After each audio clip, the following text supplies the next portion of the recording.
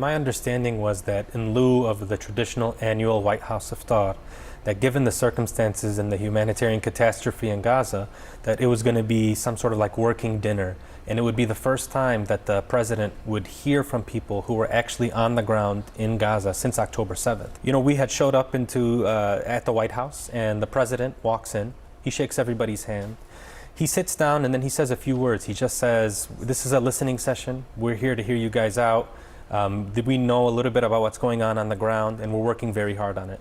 There's no mention of Gaza or Palestine, of the World Central Kitchen, people who have been killed, the starvation or the famine in the north, or the looming invasion in Rafah, of which we're all very concerned about and trying to communicate a sense of urgency. He looked at me and said, "We'll start with you." I let him know that I'm a Palestinian American ER doctor, that I was in Gaza, in Khan Yunis, in January at Nasser Hospital, and what I saw at Khan Yunis was devastating.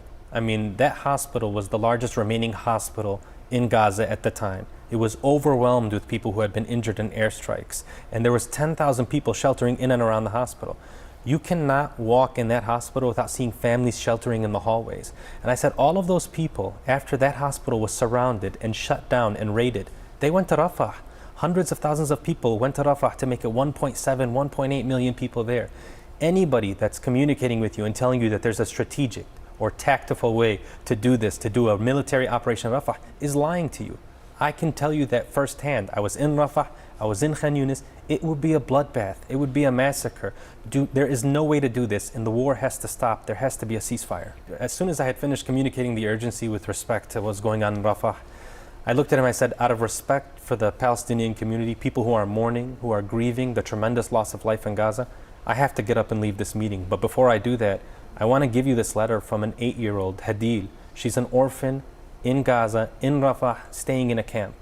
And she wrote him a letter, and I wanted to give it to you. And I gave him a picture of her as well as the letter. And the letter basically begged President Biden to do whatever he could to make sure that there was no invasion of Rafah by the Israelis.